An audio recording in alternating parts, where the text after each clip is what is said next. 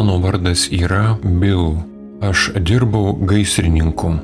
Ir kartą, kai mūsų komanda buvo iškviesta gesinti gaisro, grįžęs namo aš pasijaučiau labai blogai. Ir man susidarė įspūdis, jog sergu. Jaučiausi labai silpnai. Bandžiau užčiuopti savo pulsą, tačiau negalėjau. Tada paskambinau į gelbėjimo tarnybą, kuri netrukus atvykusi mane išsivežė į ligoninę. Mane paguldė į ligoninę ir šalia manęs pastatė lašelinę. Vieną dieną į palatą atėjo medicinos seselė, turėjusi man suleisti porą kažkokių specialių vaistų nuo skausmo bei svaigimo. Ir kai ji sušvirkštė tuos vaistus į lašelinę, netrukus man pasidarė bloga. Mane skubiai išvežė į reanimaciją ir prijungė prie įvairios medicininės aparatūros. Ta diena man įvyko klinikinė mirtis ir aš palikau savo kūną. Aš pajutau, jog pakilau aukštyn ir pradėjau skrieti pro žvaigždėtą erdvę. Aplinkui mačiau visą nuostabų kosmoso grožį. Nesuprantu kaip, tačiau supratau, kad tos žvaigždės yra tarsi gyvos būtybės ir jos manęs laukia. Ir buvo toks jausmas, lyg mane tos žvaigždės pasitinka ir lydi mane toliau. Viskas, ką aš jaučiau tuo metu, buvo nuostabu ir aš jaučiau visišką priėmimą ir meilę ir džiaugsmą. Visos mano negatyvios mintys bei jausmai, baimė, pyktis, neapykanta, visa tai išnyko. Kaip supratau, tos negatyvios emocijos kartu su mumis nekeliauja, jos lieka žemėje. Visos tos neigiamos emocijos yra priemonė tam, kad pajaustume naują, kitokią patirtį. Taigi, aš skridau pro žvaigždėtą erdvę, jausdamasis visiškoje kosminėje ekstazėje. Visa tai atrodė kaip neįtikėtinas džiaugsmo bei meilės sprogimas. Aš supratau, kad būtent iš ten mes visi ir atvykstame gyventi į Žemę. Jeigu taip galima būtų pasakyti, buvo toks jausmas, lyg tai būčiau pasiekęs kažko ypatingo bei svarbaus. Na pavyzdžiui, kai mes gyvendami Žemėje kažko pasiekėme ar laimime kažkokias svarbias varžybas, pabaigėme mokyklą ar universitetą, arba surandame savo gyvenimo partnerį. Štai buvo tokio tipo džiaugsmo jausmas ir dar reiktų tą džiaugsmo jausmą padauginti iš milijonų kartų. Štai tokį jausmą aš pajutau ten ir kaip suvokiau, mes atvykstame į Žemę tam, kad patirtume tą sudėtingą aplinką. Ir tai yra mums iš tikrųjų nuostabi dovana. Taigi aš skrisdamas toliau jaučiau tą neįtikėtiną ekstazę ir jaučiau, jog mane išleido į laisvę tarsi iš kažkokios mažos tamsios spintos. Aš jaučiau, jog esu labai didelis ir plėčiuosi dar labiau ir atrodė, kad aš plėčiuosi be galo. Ir būdamas tokioje ekstazės būsenoje nuolat savo kartojau, kaipgi aš galėjau patikėti, kad aš buvau tas vyrukas Bill. Tai yra kažkokia nesąmonė. Aš juk nesu tas vyrukas Bill, kuris buvo Žemėje. Tuo pačiu metu aš pilnai suvokiau ir pamačiau to vyruko Bill žemišką gyvenimą. Aš žinojau visas jo gyvenimo detalės. Tačiau jo gyvenimas man visiškai nerūpėjo. Ir nepamanykite, jog jis man nepatinka. Mano žemiškas gyvenimas man labai patiko, tačiau dabartinėje būsenoje man tai daugiau nerūpėjo.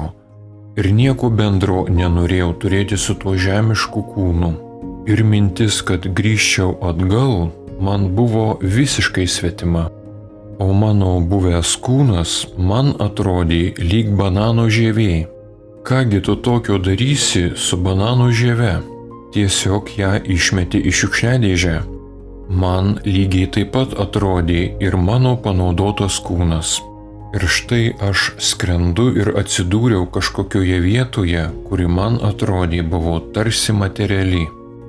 Aš atsidūriau kažkokioje šviesioje erdvėje ir prie manęs netikėtai atsirado 3 būtybės ir jos žiūrėdamos į mane labai plačiai ir džiaugsmingai šypsojosi. Šios būtybės pradėjo su manimi bendrauti ir išgirdau mane klausiant: tai kaipgi ten viskas buvo, ko tu išmokai, ką tu gali mums papasakoti? Ir šie klausimai mane labai stipriai suglumino. Aš buvau pasimetęs ir nežinojau nei ką atsakyti, nei kaip sureaguoti. Tada prie manęs priartėjusi viena iš šių būtybių įsižiūrėjo į mane ir grįžusi prie tų 2 tokiu juokingu balsu pasakė: tai kad jis mūsų nei neprisimena. Ir visos kartu pradėjo smagiai, linksmai juoktis. Ir tada aš pasakiau: klausykite, aš čia nieko nesuprantu. Čia viskas taip staigiai pasikeitė ir aš negaliu suprasti, kas čia vyksta. Man kažkas lyg ir menasi apie jūs, bet palaukite. O šios būtybės tiesiog toliau sau smagiai kvatojo. Jos buvo linksmos bei labai mielos. Tada prie manęs priėjo dar kita būtybė. Aš supratau, jog ji buvo tarp jų pagrindinė. Jos akys tiesiog spindėjo džiaugsmu. Jos šypsena ir juokas buvo ypatingi. Ir kai ši būtybė priartėjo prie manęs, aš maniau, jog tiesiog sutrūksiu į gabaliukus nuo tos būtybės sklindančios ypatingos begalinės meilės. Aš jaučiausi tarsi paralyžiuotas ir aš taip pat jaučiau meilę šiai būtybei. Visos šios būtybės buvo nuostabios ir aš jaučiau kažkokį ryšį, kažkokią tarpusavio jungtį. Ir kai kiekvieną kartą aš kažką sakiau, aš viduje jaučiau, kad toji būtybė labai nuoširdžiai ir džiaugsmingai juokėsi. Jei pažvelgus iš šono, tai susidarytų toks įspūdis, jog čia tarsi tėtis bendrauja su savo vaiku.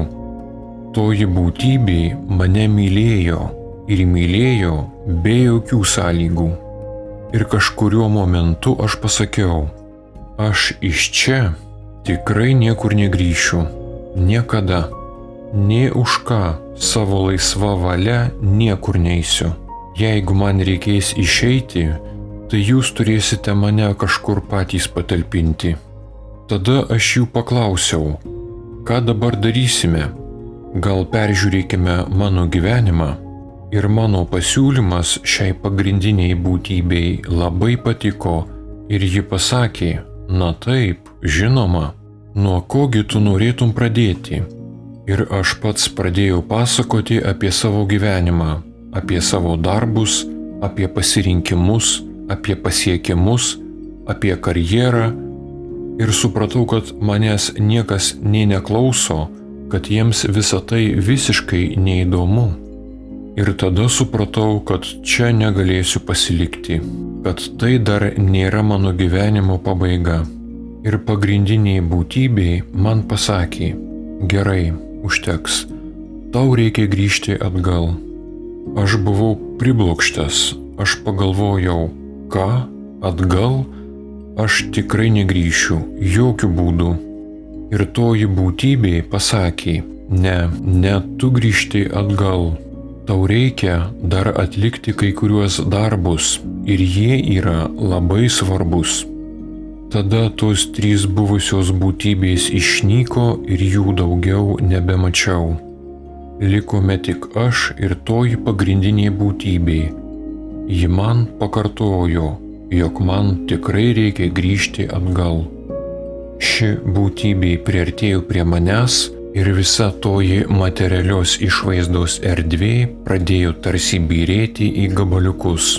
Ir manyje atsirado jausmas, lyg aš skrendu žemyn, kad viskas tankėja ir tirštėja, ir aš įkritau į tamsą. Toji vieta nebuvo gera. ir ten buvo labai vieniša, ir ten aš tikrai nenorėjau pasilikti. Apie šią tamsią vietą galėčiau štai ką pasakyti. Mes gyvenime sutinkame įvairių žmonių ir tokių, kurie yra arogantiški, labai centruoti į save bei egoistiški. Jie galvoja tik apie save, apie pelną, yra savanaudiški ir jų sielos lygis yra labai žemas. Jie yra labai silpno dvasingumo.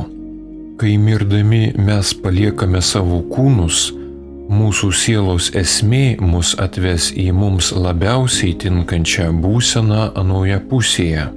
Tai yra, jei mūsų siela yra tamsi arba primityvi siela, tai ji atitiks būtent tą tamsią arba primityvę būseną. Ir kaip supratau, šios tamsios ir primityvios sielos ir užstriks tose tamsiose, žemose bei primityviose būsenose. Tai nėra amžina ir tai bus tol, kol pačios neišsiaiškins, ką negero ir ką netaip padarė šiame gyvenime. Ir staiga aš pajutau, kad esu savo kūne ir aš lėtai atsibudau. Medicinos seselė pamatė mane atsibudusį ir sušuko: "Pagaliau atsibudai, mes labai nerimavome dėl tavęs. Reikia pakviesti gydytoją." Aš pasakiau: "Taip, gali pakviesti gydytoją, bet iš viso ką aš čia veikiu, kodėl aš grįžau atgal?" Aš buvau tiesiog įsiutęs ir jai pasakiau: "Aš juk buvau namuose su savo geriausiais draugais.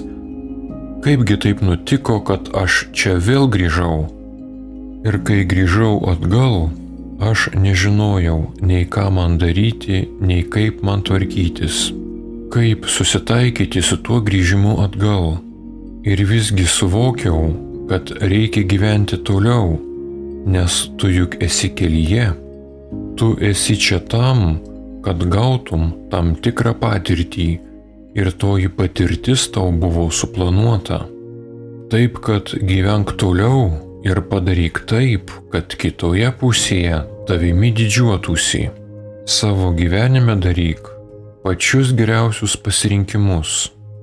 Reikia gyventi taip, kad šį gyvenimą paliktumei pačiame aukščiausiame taške, kad tavo siela būtų pati šviesiausia ir tu eitumei tiesiai į šviesą.